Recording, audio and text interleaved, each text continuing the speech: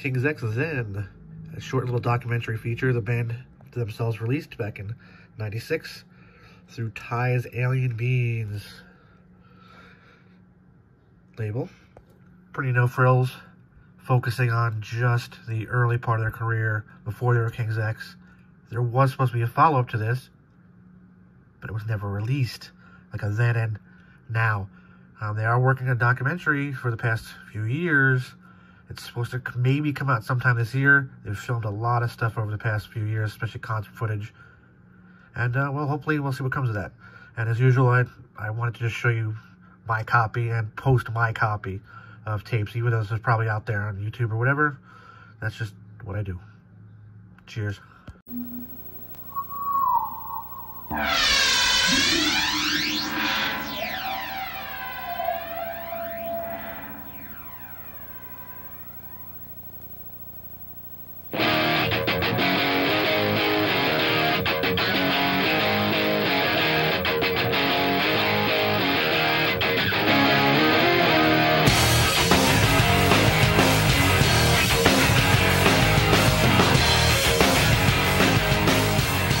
I remember. Everybody has a different recollection too, because we all met each other at different times too. You know, I remember meeting Ty and I remember meeting Jerry, and I didn't even know that they had even met each other. And you know, where were you? Well, I had moved to Houston. I had moved to Springfield, Missouri to join a band, and Jerry was so happened to be joining the same band, and that's how we met. Through that, I saw Ty playing at a spring fling at the college, and he just got up and played this one lead. I didn't hear any guitar the whole song until it went to the lead. I don't even know what the song was. Ty did a lead, and it was a typical Ty Tabor lead, and I was like, this is really good. And I go, that's the guitar player. Who is he? And nobody knew. And finally, I asked a bunch of people, and actually a friend of mine that I was hanging with actually did some research and found out who he was. And he says, his name's Ty Tabor. Then I went over to Jerry's house that night, actually, and I told him, and his wife looked his name up in the dictionary. Yeah, I mean, not the dictionary, the dictionary. Ty Tabor. You know, What did it say about you know, I am pretty popular. she found his name in the directory, the college directory, and she called him up. And then she handed the phone to me, because I was real shy. I didn't even want to, I was afraid to call, you know. And she dialed the phone to me, here. You know, she just, so it's all her fault. So she better not complain about this.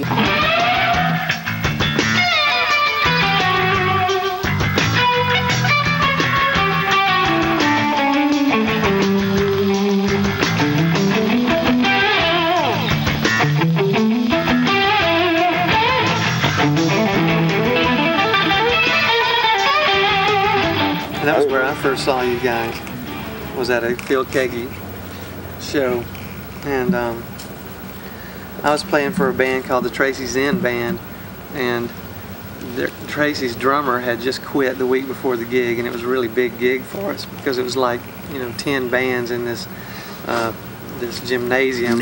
Oh no, it doesn't matter. Doug and Jerry were playing with Phil Keggy, and that was the headline gig, and we played right before you guys. Was it? Yep. Yeah. I had no drums, and our band had no drummer, and they asked me to play drums, and I had never even practiced drums with them on this stuff, and I said, well, I'll try.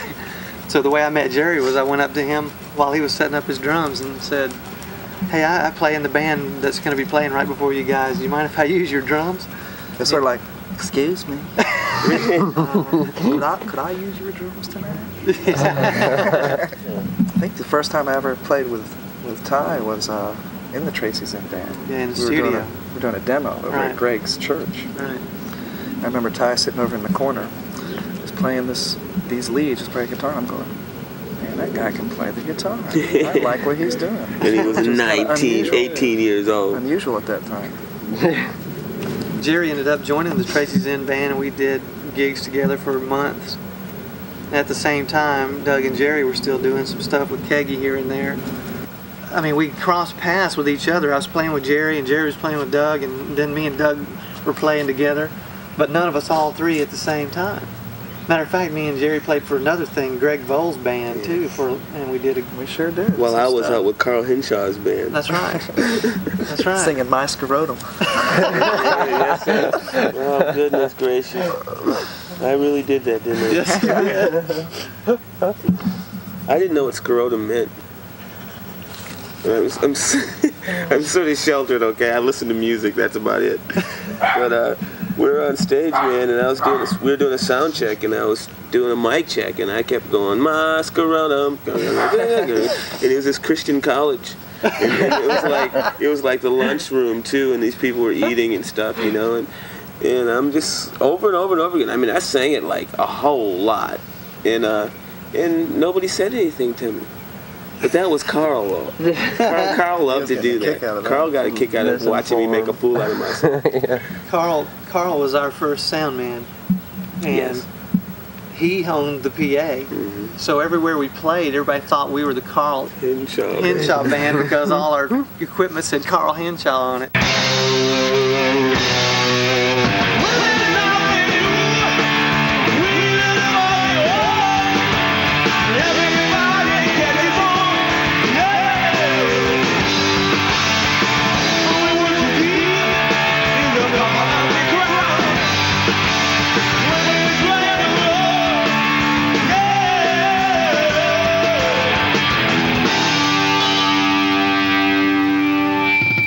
I remember saying to you, Ty, would you like to play together?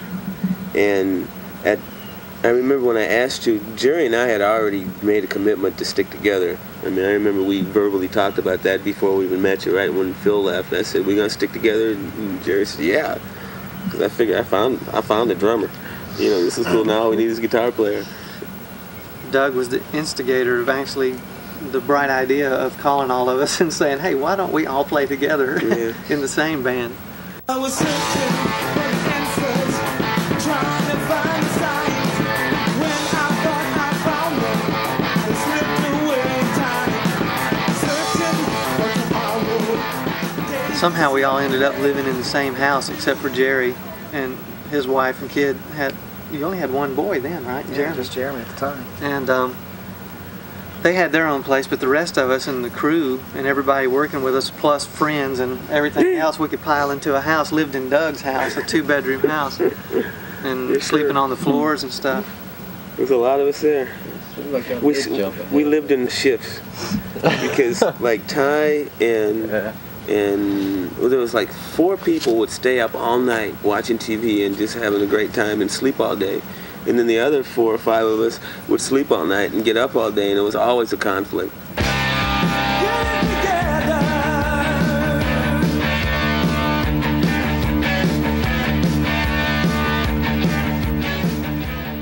One thing, though, I think we all wanted to be is real melodic and real heavy, which is something that there wasn't too many bands doing. Cheap Trick was like that, kind of. But we wanted that heavy melody kind of thing happening. And, so we've been trying to do that ever since.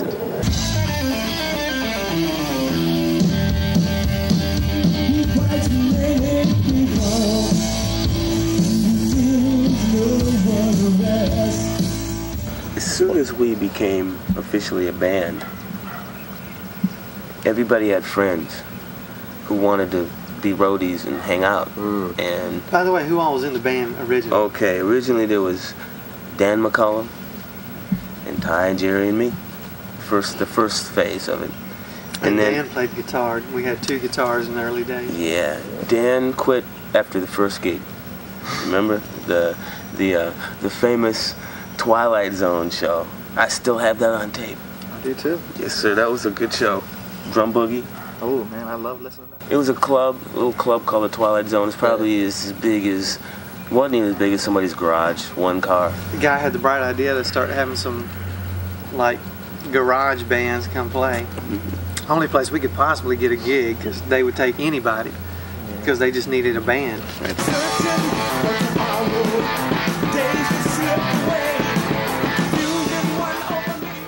Basically, after Dan left,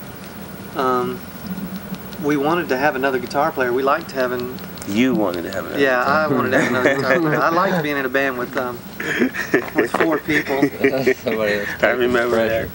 instead of 3 because it was just fun to me. I had always been in bands with other guitar players where you could play separate parts together, and play off of each other. Right. And I felt totally intimidated by the idea of being 3-piece.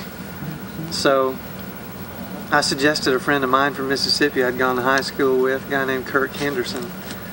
And I called Kirk, and he packed his bags, came out to Missouri, joined a band. Immediately. It's just like, okay, I'll leave home and forsake all and join this nothing band. I'll be right there.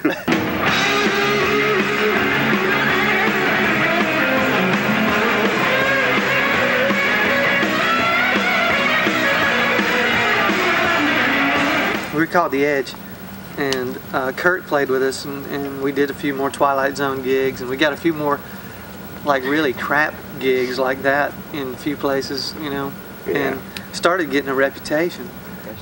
We started out doing all originals.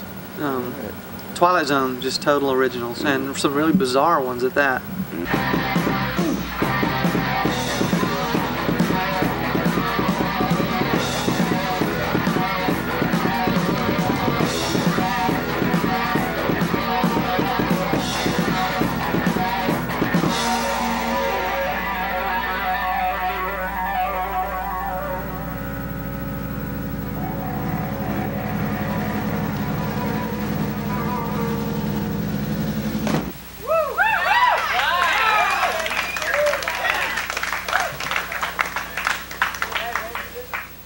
This one place was Little Rock, Arkansas. It was the best gig we had.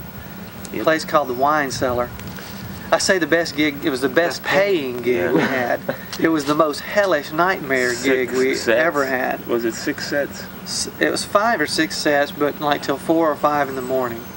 And I mean, hellish gig, because even if nobody was in the place, and a lot of times that was the deal, nobody was in the place, we had to keep playing. The bar owner said, you play your sets regardless in case somebody comes in. I remember one time we played, and literally Steve and Carl, who we were talking about, Steve our manager and Carl our sound man, they even got up and left while we were playing.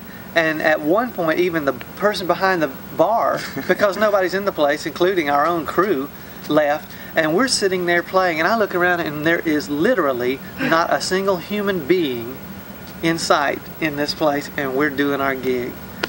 And, I remember one time at the same place in Little Rock, there were, I think 2 couples came in. There's 4 people in the whole place. We were up doing our gig. And the next thing I know, those 4 people are just slamming each other as hard as they can. Just the guys punching the girls in the face, bottles being broke on their heads.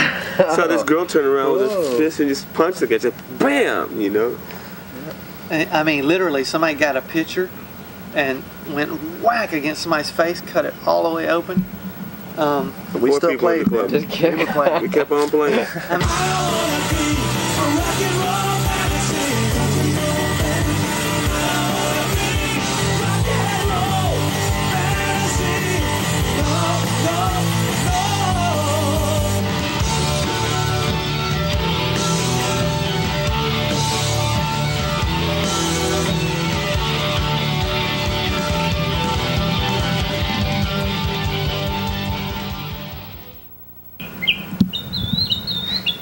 Maybe we should wait. For the bird? Yeah. Oh, I think it's cute. I don't know if we'll be able to hear him. It might go. He's loud. Hey! And then eventually Kurt quit. Also, he just never really, I think he always felt a little out of place in the band.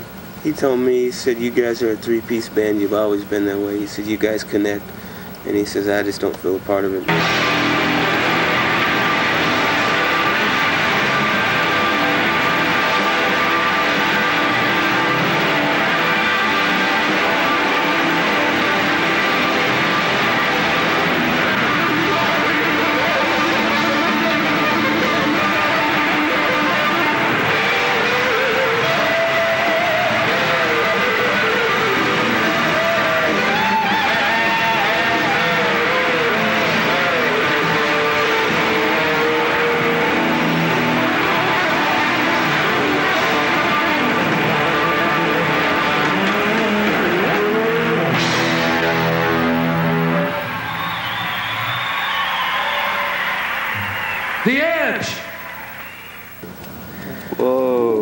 a gig to do at the Hangar. It's a club called the Hangar in Springfield, and so we rehearsed. You know, we got a whole new set. And we had been pretty popular there as the Edge. Yeah, we were pretty popular there. And we went down to play the gig 3-piece. And we were doing all these new songs that we weren't familiar with or weren't used to. And we were real nervous. And I'll never forget the feeling on the stage. It was like being in the wrong place at the wrong time. And then we did the show. I was even singing lyrics that were so wrong in certain songs that it was like almost heresy, you know. Well, somewhere during the night, we decided to unveil our new name, you know. Whoa. And so we made a big deal of, we got a new name. We're not called the Edge anymore, but blah blah blah. And Jerry did a big drum roll, you know. All right. And all our friends and fans were sitting out there, and I said, we're called drum roll. Sneak preview, and everybody just went no clapping, no smiling, just like Oh no.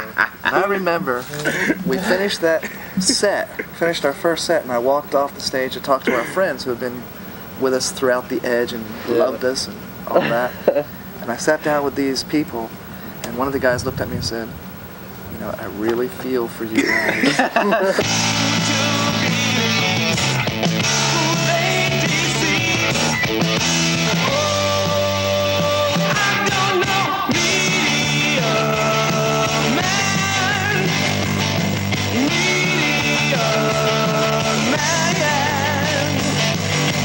But y'all didn't lose any fans by just changing names, did you? I mean, I think we they did. still followed you, didn't they? You I had a think we following. did. Oh, I think we lost a lot everybody of just what we about. had. Whoa. Because everything was different. We weren't the band that those people had grew up to remember. You know, we had drastically made a change. We really did.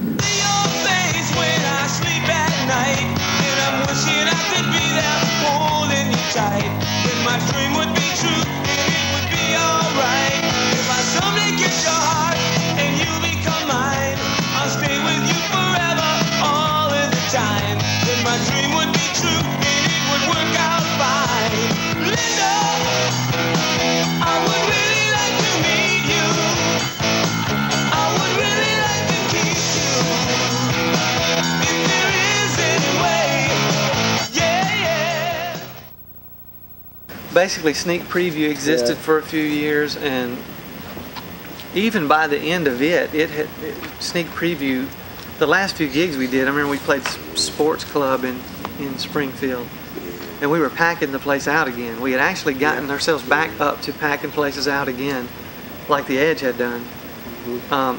And right at that time, we left town. We moved. Tonight we would like to dedicate this last set to Springfield and all you people that come out to see us, and all our friends, because we're moving to Houston, Texas in about 2 weeks. We're not going to see you for a long time. So we want to say it has been a great 5 years of living in Springfield and getting to know everybody.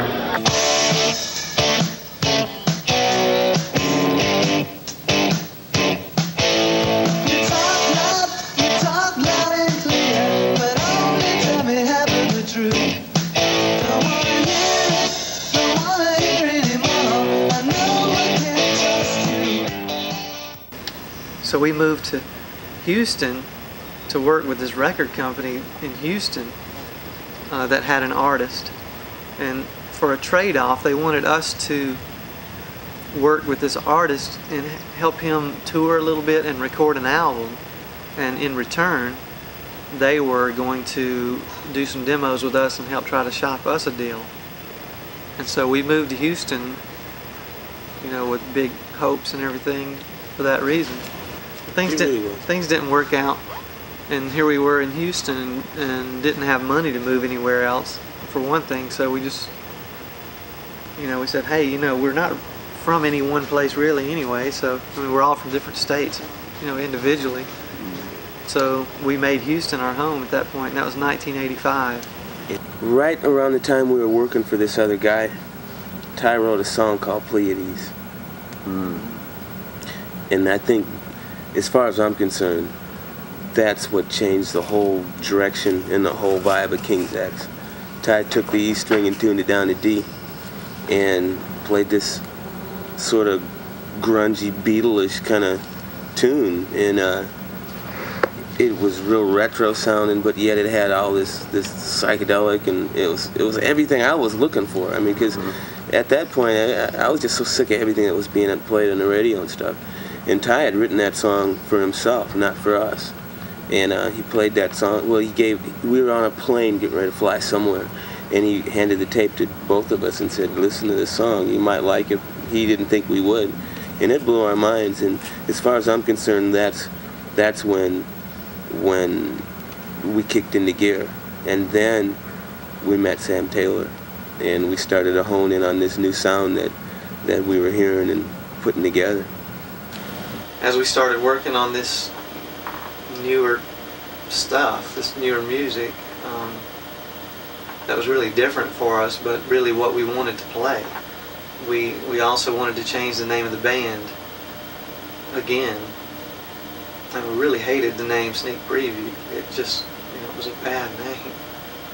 So our manager at the time suggested King's X, and it didn't really make us think of any one particular type of music, which was the thing we liked most about it. But we were still trying to come up with other possibilities for names, and I don't even remember what we came up with, but King's X seemed to be the only name that stuck around.